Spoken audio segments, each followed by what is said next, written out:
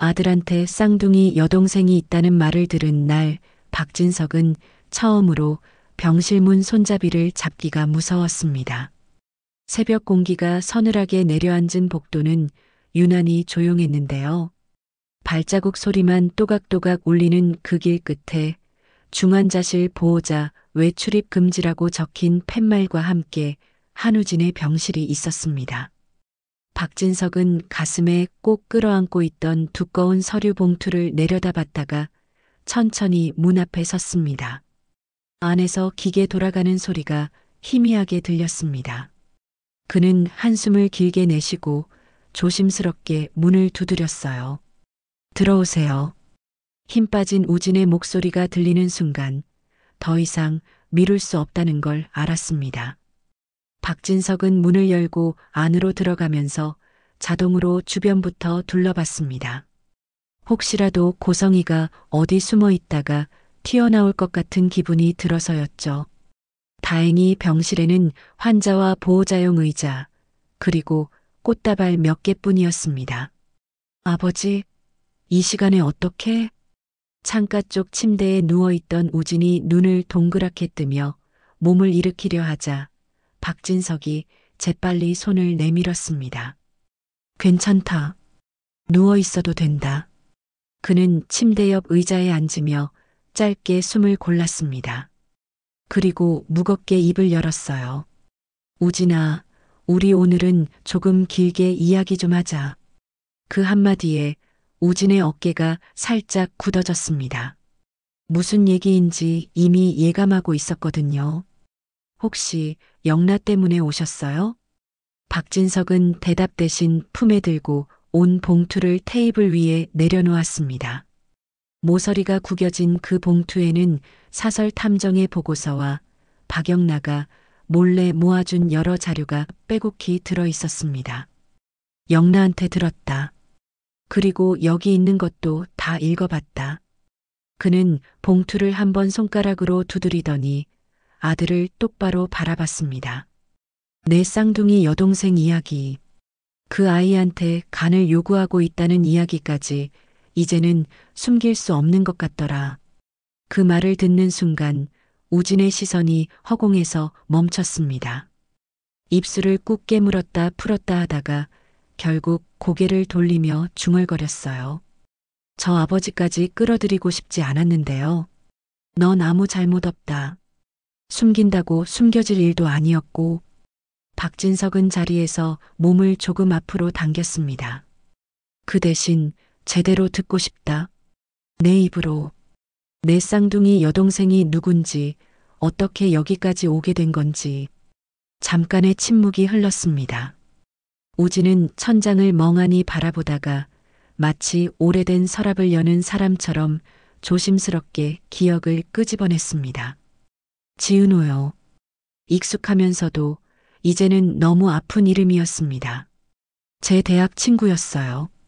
같은 과, 같은 조.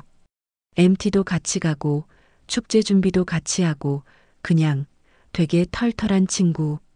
그렇게만 알고 지냈는데요. 그는 쓴웃음을 흘렸습니다. 대학 땐 진짜 몰랐어요. 이름도 바뀌어 있고 얼굴도 어릴 때랑 완전 달라져 있고 근데 희한하게 마음이 가더라고요. 눈길이 자꾸 가고 뭘 해도 저 사람한테는 좀 더 잘해주고 싶다 그런 느낌? 박진석은 말없이 듣고만 있었지만 손가락이 살짝 떨리고 있었습니다. 언제부터 알게 된 거냐? 그 친구가 내 여동생이라는 걸. 얼마 안 됐어요. 엄마가 어느 날 갑자기 그러더라고요. 쌍둥이 여동생을 찾았다고요. 처음엔 그냥 그럴 수도 있지 했는데요. 그 뒤에 바로 간 이식 얘기가 나오더라고요. 그 대상이 하필 은호 누나라는 거예요. 우진은 목이 메인 듯 잠시 말을 멈췄다가 천천히 계속했습니다. 그때부터 이상했어요. 왜 하필 내 친구냐? 왜 그렇게까지 몰아붙이냐?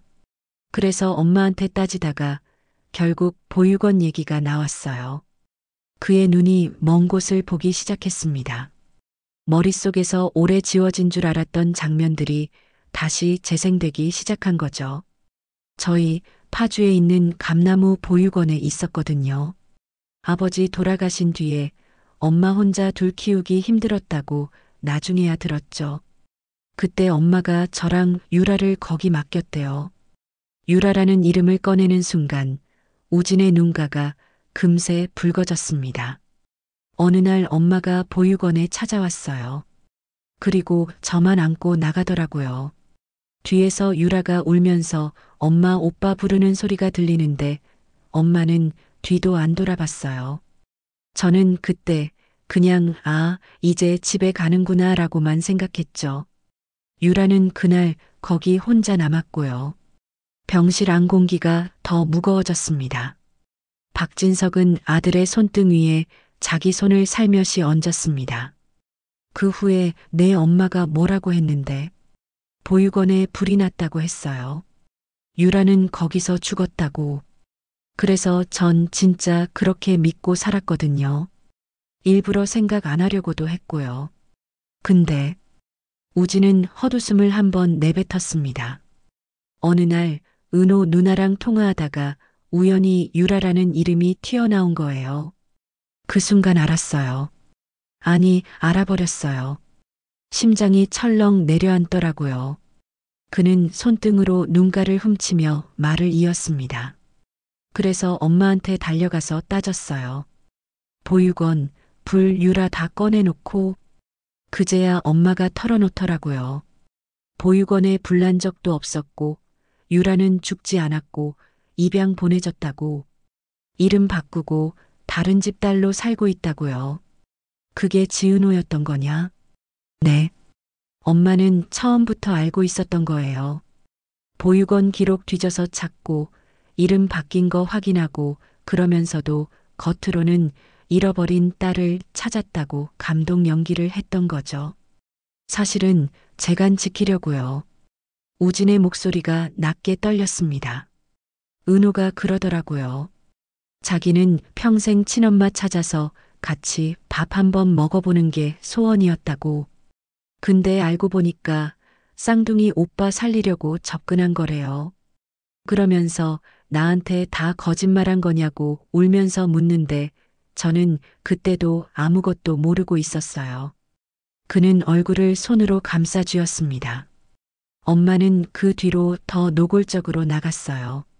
제 동생한테 10억 줄 테니까 간 내놓으라고 하고 건강검진도 자기 쪽 병원으로 돌려서 이상하게 검사 돌리고 그걸 옆에서 보면서도 난 그냥 엄마가 또 돈으로 밀어붙이네 정도로만 생각했어요.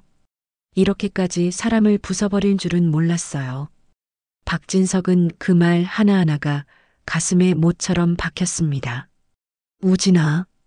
그가 조용히 불렀습니다. 그래서 내 생각은 뭐냐? 깐 이식 내 선택 말이다. 우진은 잠시도 망설이지 않았습니다. 안 받을 거예요. 은호 누나 몸에서 나온 간으로 살 거면 차라리 그냥 여기서 끝나는 게 나아요. 평생 그 죄책감 안고 사느니. 그런 말 아버지 앞에서 2번 다시 하지 마라. 이번에는 박진석의 목소리에 분노와 슬픔이 동시에 섞여 나왔습니다. 죽는다는 말 함부로 꺼내지 마. 내가 살 수 있는 길은 그거 하나뿐이 아니다. 그 선택은 아버지가 허락 안 한다. 그럼 어떡해요? 저한테 맞는 공여자 구하는 게 말처럼 쉽지도 않은데. 그래서 아버지가 움직일 거다. 박진석은 또렷하게 선언했습니다. 한국 병원만 뒤지는 걸로 안 끝낼 거야. 해외 병원까지 다 뒤질 거다. 내가 그동안 일해오면서 쌓은 인맥, 돈, 다 쥐어짜서라도 내 몸에 맞는 공여자 찾아낼 거다. 그러니까 넌 살아야겠다는 마음부터 놓지 마. 알겠냐? 우진은 그 말을 듣는데 이상하게 가슴이 조금 가벼워지는 느낌이 들었습니다. 그동안 살고 싶다는 말을 입 밖으로 꺼내는 것조차 죄책감이었는데 누군가 특히 아버지가 대신 그 말을 해주고 있으니까요. 네, 아버지. 노력해 볼게요. 그럼 됐다. 잠시 숨을 고르던 박진석은 목소리를 낮추며 말을 이어갔습니다. 근데 한 가지 더 부탁이 있다. 이건 내 엄마한테는 절대 들키면 안 된다. 뭔데요? 아버지가 지금부터 내 엄마를 조사할 거다. 우진의 눈이 크게 떠졌습니다. 엄마를요? 그래. 어디를 드나드는지, 누구를 만나서 무슨 얘기를 하는지, 누구 삶을 망가뜨리고 다니는지, 전부 다 기록으로 남길 거다. 벌써 사람은 붙여놨다. 확실한 증거가 모이면 내 엄마가 해온 짓들 있는 그대로 세상에 보여줄 거다. 아버지 그러다 엄마한테 버림받으면요? 내 엄마한테 버림받는 것보다 내 눈에 부끄러운 아버지가 되는 게 더 싫다. 그 한마디에 우진은 더 이상 아무 말도 할 수 없었습니다. 대신 떨리는 손으로 자신의 폰을 집어들었습니다. 그럼 아버지, 번호 하나 알려드릴게요. 그래야 진짜 피해자를 직접 만나보실 수 있으니까요. 그렇게 해서 지은호 팀장이라는 이름이 박진석의 휴대폰에 저장됐습니다. 그 이름을 확인하는 순간 박진석은 묘한 긴장과 책임감을 동시에 느꼈습니다. 고맙다 우진아. 넌 이제 치료에만 집중해라. 나머지는 아버지가 할게. 다음 날 카페 가구와 인테리어 디자인을 전문으로 하는 작은 회사 사무실 문이 조용히 열렸습니다. 평소처럼 밝게 어서 오세요라고 인사한 직원은 문 안으로 들어오는 사람이 평범한 손님이 아니라는 걸 단번에 알아챘습니다. 양복은 과하게 화려하지 않은데 묘하게 고급스럽고 걸음걸이는 자연스러운데 어딘가 무게가 있었거든요. 지은호 팀장님 계신가요? 낯선 중년 남성이 조용히 물었습니다. 직원은 잠시 그를 훑어보더니 안쪽으로 들어가 팀장을 부르러 갔습니다. 팀장님, 손님 오셨어요. 성함이 박진석 회장님이라고. 그 이름을 듣는 순간 지은호의 손에서 펜이 미끄러질 뻔했습니다. 머릿속으로 여러 생각이 번개처럼 스쳐 지나갔어요. 고성의 남편, 우진이 아버지, 재벌 회장 그리고 혹시 또 간 얘기를 하러 온 건 아닐까 하는 두려움까지. 그래도 피하지 말자는 생각에 그는 회의실로 향했습니다. 안녕하세요. 저를 찾으셨다고 들었는데요. 회의실에 들어서자 박진석이 벌떡 일어나 고개를 숙였습니다. 처음 뵙겠습니다. 저는 한우진 아버지 박진석이라고 합니다. 알고 있습니다. 지은호는 의자를 권하면서도 경계심을 숨기지 않았습니다. 두 사람이 마주 앉자 회의실 안 공기가 단숨에 무거워졌습니다. 무슨 일로 오셨는지 어느 정도는 알고 있어요. 그래도 회장님 입으로 듣고 싶네요. 그 말에 박진석은 망설임 없이 허리를 굽혔습니다. 먼저 정말 죄송합니다. 그는 재벌 회장이라는 타이틀이 무색할 정도로 깊게 오래 고개를 숙이고 있었습니다. 제 아내가 지은호 씨께 했던 짓들 너무 늦게 알았습니다. 남편이면서도 아무것도 모른 채 살았다는 게 부끄럽습니다. 지은호는 예상치 못한 장면에 잠시 말문이 막혔습니다. 고개 드세요. 회장님이 한 일은 아니잖아요. 모르고 있었다는 것도 죄더군요. 우진이랑 영나가 아니었으면 아마 지금도 모른 척하고 살고 있었을 겁니다. 그 생각하면 고개를 들 자격이 없어요. 그는 겨우 자세를 바로잡고 눈을 마주쳤습니다. 간 이식 강요한 거, 돈으로 거래하려 한 거, 건강검진 결과까지 건드린 거 들으면 들을수록 도저히 사람이 할 짓이 아니더군요. 그걸 겪어야 했던 사람이 우리 집과 아무 상관도 없는 줄 알았던 지은호 씨라는 게 더 미안했고요. 그 진심 어린 말에 지은호의 눈이 살짝 흔들렸습니다. 우진이한테 들었어요. 회장님이 알고 많이 힘드셨다고. 사실 그 말 듣고 아주 조금은 마음이 누그러지긴 했어요. 그래도 이렇게 직접 오실 줄은 몰랐어요. 직접 와서 제 입으로 사과하고 싶었습니다. 이건 최소한의 예의라고 생각해서요. 잠시 정적이 흐르고 나서 박진석이 조심스럽게 화제를 옮겼습니다. 우진이가 지은호 씨한테 간 이식 안 받겠다고 했다죠? 네. 아주 확실하게요. 누나 간으로는 절대 안 산다고 했어요. 다른 공여자 기다리겠다고요. 다행입니다. 박진석은 눈을 감았다가 떴습니다. 저도 같은 생각입니다. 아들을 살리겠다고 또 다른 아이를 희생시키는 건 저는 그걸 아버지 선택이라고 부를 수 없겠더군요. 그래서 지금 제가 직접 공여자를 찾고 있습니다. 국내 병원뿐 아니라 해외 병원들이랑도 계속 연락 중입니다. 지은호는 그의 얼굴을 뚫어져라 쳐다봤습니다. 솔직히 말해도 돼요? 그럼요. 오늘 회장님 오신다고 해서 솔직히 좀 무서웠어요.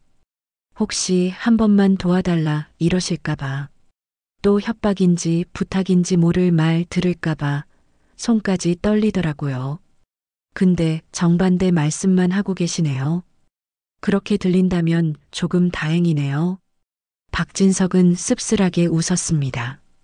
이제라도 제대로 아버지 역할 한번 해보려고 합니다.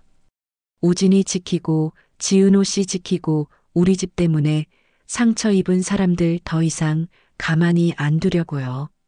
그럼 이사장님이 알면 어떡하시려고요? 그 사람 성격 회장님이 저보다 더 잘 아시잖아요. 가만 안 있을 텐데. 그래서 조심스럽게 움직이고 있습니다. 그의 눈빛이 순간 차갑게 식었습니다. 이미 사설 탐정을 붙여서 내 엄마 그러니까 제 아내를 24시간 보고 있습니다. 어디를 드나드는지, 누구를 협박하는지, 어떤 방식으로 상대를 무너뜨리는지. 증거는 모이면 모일수록 좋으니까요. 겉으로는 여전히 모르는 척 웃어주고 있고요. 언제 터뜨릴 건데요? 때가 와야죠. 신중하게 움직였다가 오히려 더 많은 사람이 다치는 건 원치 않습니다. 지금은 일단 피해자들부터 지키는 게 우선입니다. 우진이, 지은호 씨, 정순희 씨, 영나 그 사람들부터요. 그 말에 지은호의 마음이 조금 누그러졌습니다. 동시에 이 싸움이 생각보다 훨씬 큰 판이 되어가고 있다는 걸 실감했죠. 혹시 필요하신 자료가 있으면 말씀하세요. 제가 가지고 있는 것도 조금은 있으니까요. 대신 회장님도 조심하셔야 할 거예요. 그 사람은 자기 손에 피가 묻었어도 끝까지 나는 틀리지 않았다고 우길 사람이에요. 그럴수록 더 확실한 증거가 필요하겠죠.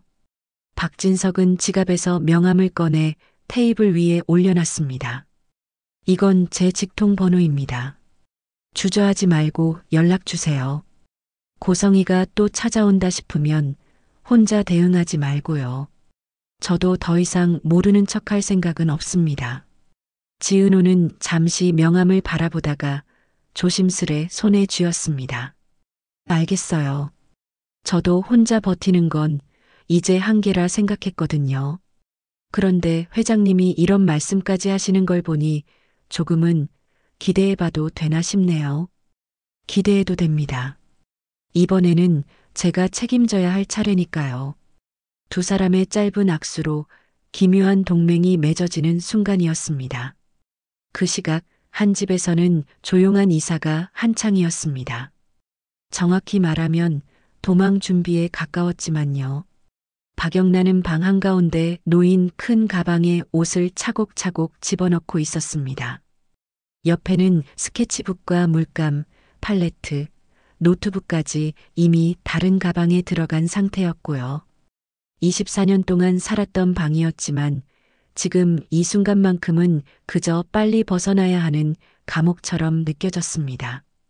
지금 나가야 해. 오늘 놓치면 다음은 없다. 영란은 떨리는 손을 억지로 다독이며 짐을 마저 채웠습니다.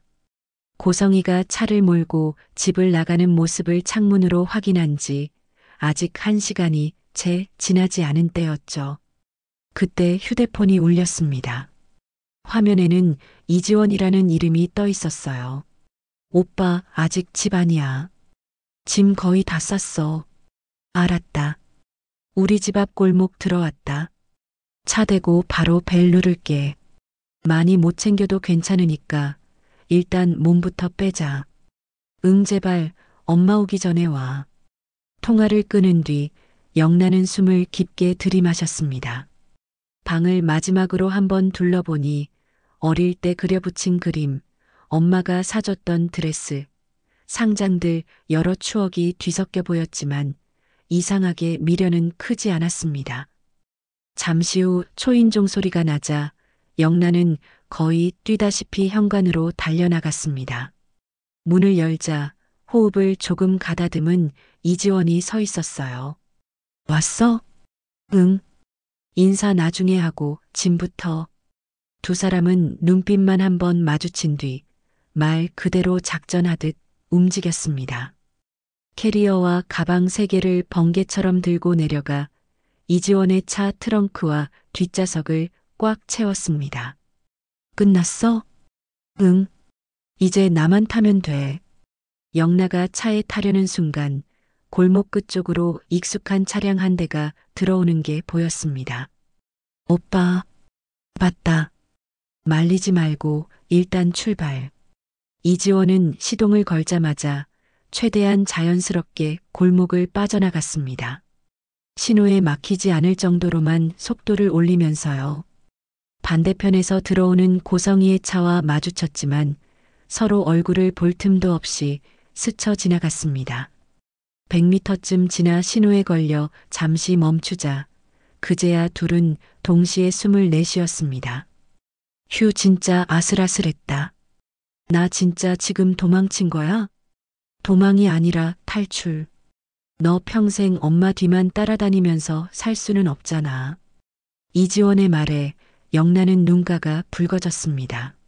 나 이대로 사라지면 엄마가 가만히 있지 않을 텐데. 그래서 내가 옆에 있는 거야.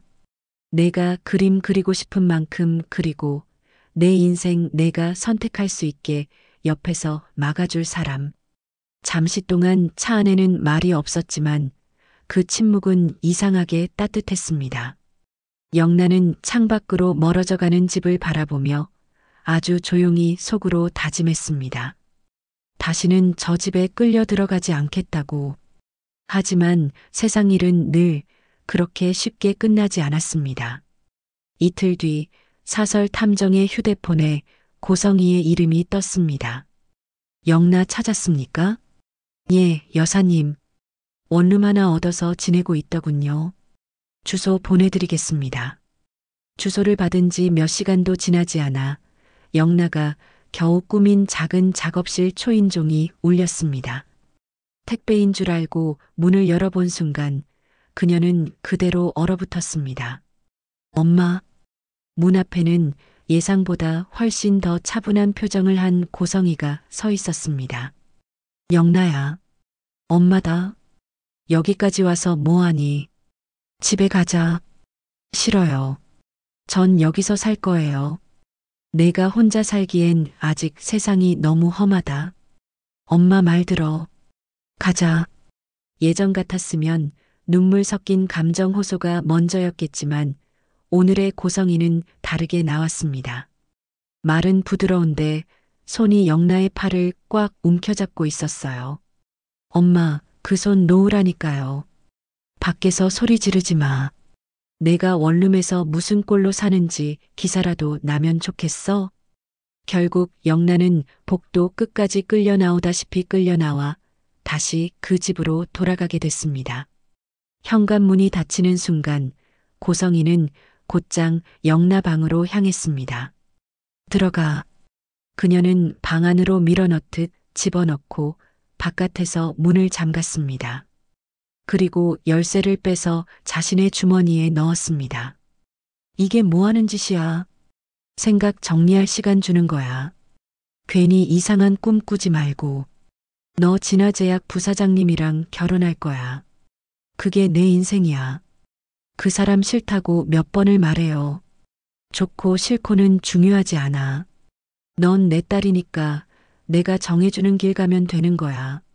마지막으로 고성이는 손을 내밀었습니다. 휴대폰 줘. 왜요? 밖이랑 연락 못하게. 내 주변 사람들, 특히 이지원 같은 애들, 더 이상 끼어들지 못하게 해야지. 잠시 실랑이가 이어졌지만 결국 휴대폰도 빼앗겼습니다. 문이 닫히고 발자국 소리가 멀어지자 영란은 방문을 두드리며 울부짖었습니다. 엄마, 문 열어. 나 나가고 싶어. 하지만 돌아오는 대답은 없었습니다. 집 안 어디에선가 식기 부딪히는 소리만 덤덤하게 들려왔을 뿐입니다. 한편 또 다른 엄마는 집이 아니라 상대의 영토로 직접 들어가고 있었습니다. 딸을 지키기 위해서였죠. 정순이의 식당에는 요즘 이상한 손님들이 자주 오기 시작했습니다. 음식이 입에 맞지 않는다며 과하게 불평을 하거나 일부러 크게 소리를 지르며 다른 손님들 눈치를 보게 만드는 사람들이었죠. 처음에는 그냥 진상 손님인가 보다 넘겼지만 몇 번이고 비슷한 패턴이 반복되자 이건 누군가의 작업이라는 걸 느낄 수밖에 없었습니다. 결정적이었던 건 보건소 직원들이 들이닥친 날이었습니다. 신고가 들어와서 나왔습니다. 음식에서 이상한 냄새가 난다. 재료 상태가 좋지 않다 등등. 냉장고와 조리대를 다 뒤져본 직원은 결국 고개를 저었습니다. 딱히 문제는 없네요. 신고가 조금 과장됐거나 악의적인 것 같긴 합니다만 어쨌든 신고가 들어온 이상 확인했다는 기록은 남겨야 해서요. 결과는 깨끗했지만 이미 동네에는 소문이 돌고 있었습니다.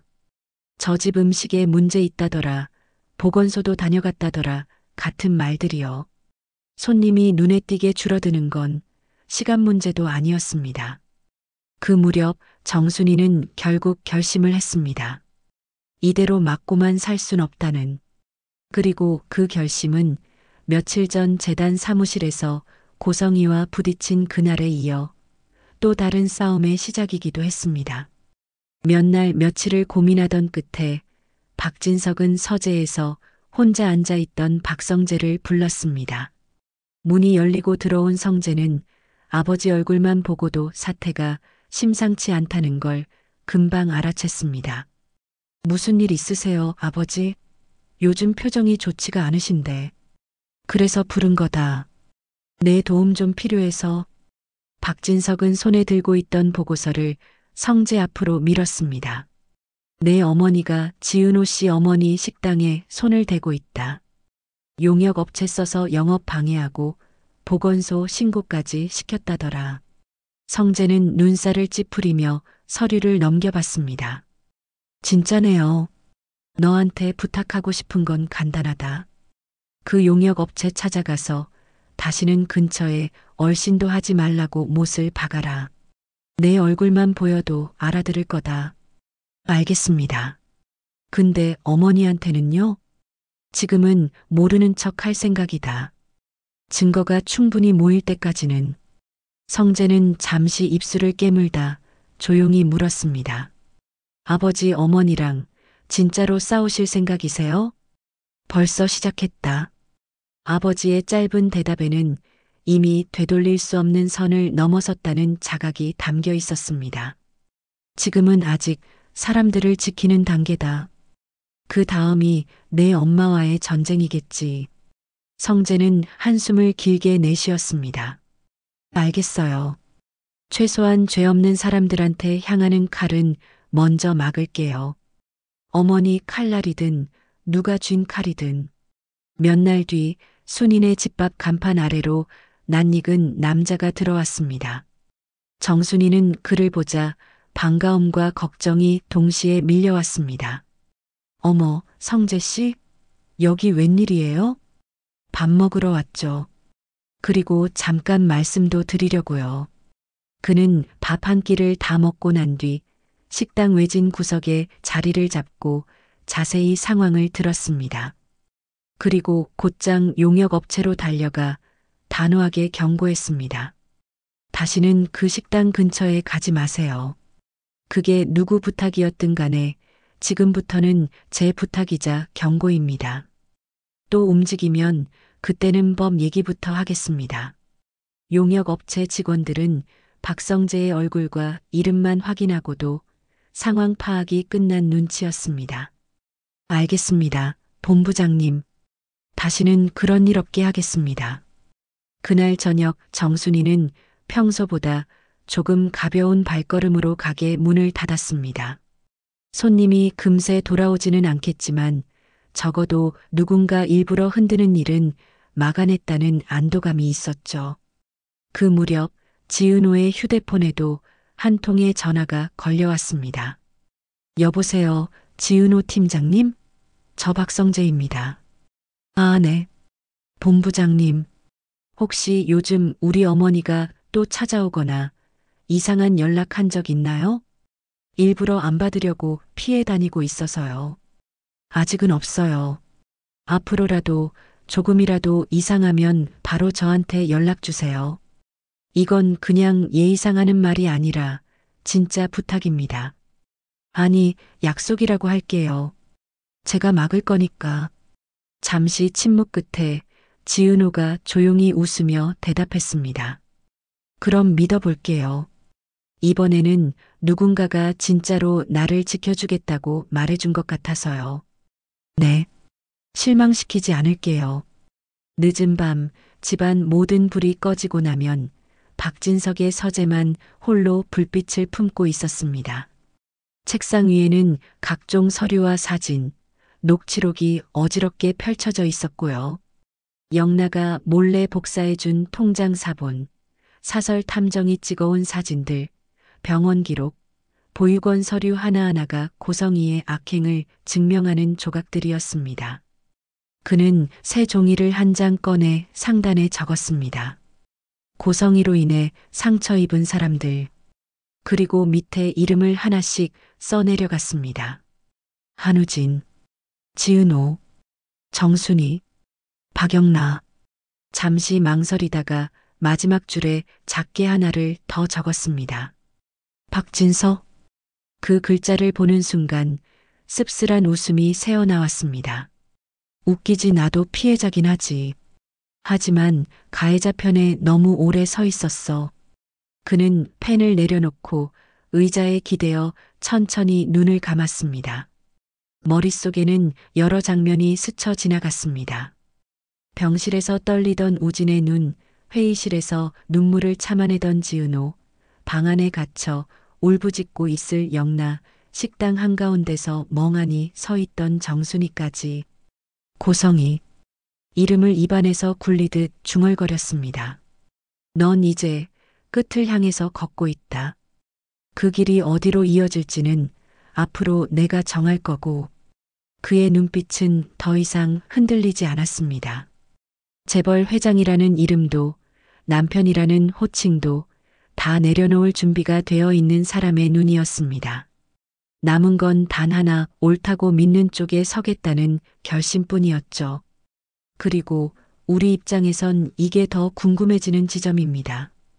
아들의 쌍둥이 여동생을 간 이식카드로만 보던 엄마, 그 엄마의 실체를 이제서야 똑바로 마주하게 된 아버지. 감금된 딸, 법정 싸움을 각오한 엄마, 양심 때문에 갈라지기 시작한 가족.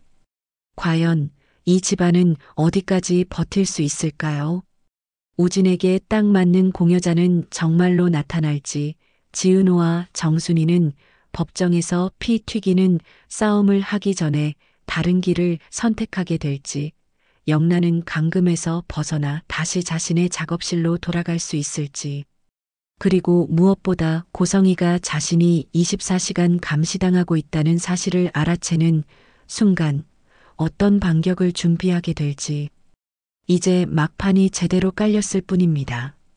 다음에 어떤 수가 오를지, 누가 먼저 무너질지, 누구의 편에 서야 할지, 그건 앞으로 펼쳐질 이야기들이 천천히 하지만 확실하게 보여주게 될 거예요.